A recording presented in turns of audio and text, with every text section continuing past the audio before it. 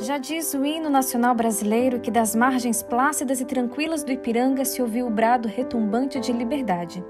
Um evento ocorrido há quase 200 anos é visto hoje como o marco da independência da nossa nação. Este é o Monumento à Independência, inaugurado em 1922 em homenagem ao centenário da independência do Brasil.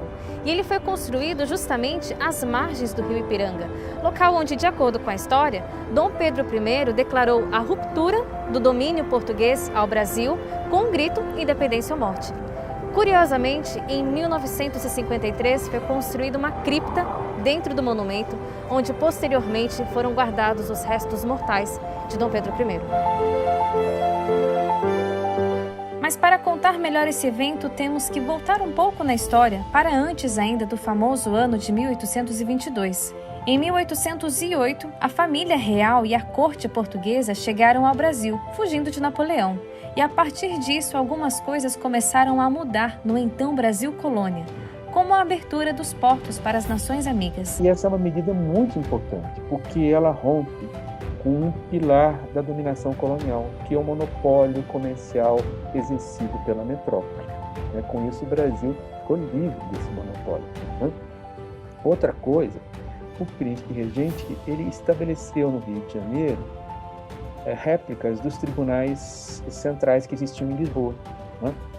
E ele procurou transformar aquela cidade acanhada, Jeca, numa cidade que pudesse abrigar uma corte europeia, pudesse ser sede de uma monarquia europeia. Em 1808, ele não foge sozinho, foge a corte inteira. E não só a corte inteira, mas os recursos do país.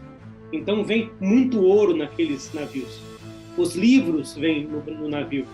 E, de fato, Portugal, que já estava sofrendo por N motivos, inclusive por conta do boicote francês, etc., agora sofre mais ainda. O povo está morrendo de fome.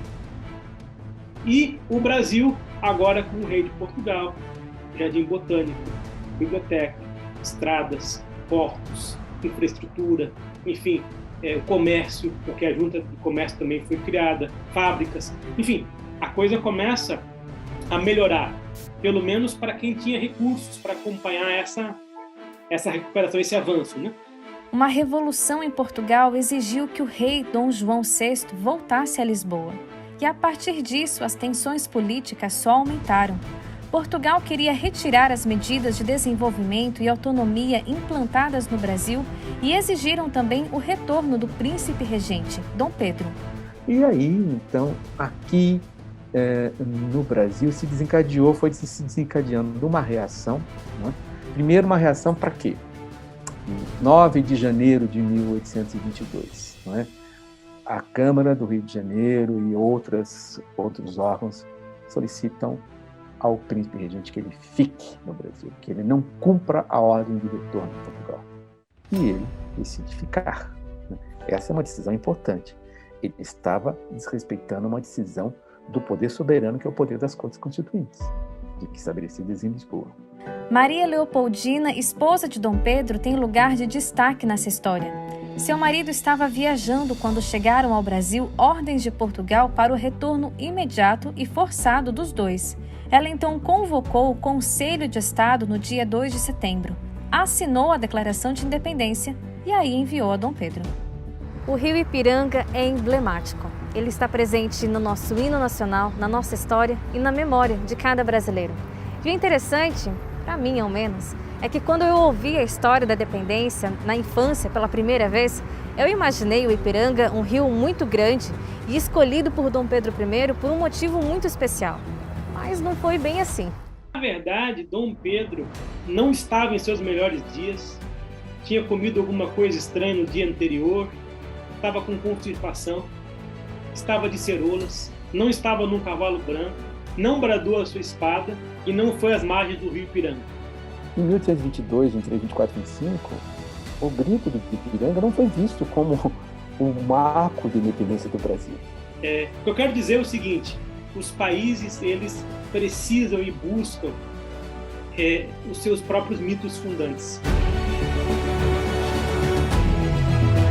Foi o quadro de Pedro Américo que difundiu a famosa imagem de um momento grandioso para um evento que, na verdade, foi longo e envolveu combates e negociações. Ainda assim, o símbolo representado é muito significativo. O símbolo de dignidade e justiça da nossa pátria amada, que lutou e luta até hoje com resiliência pela liberdade em todas as suas esferas. Brava gente brasileira, longe vai, de bom servir.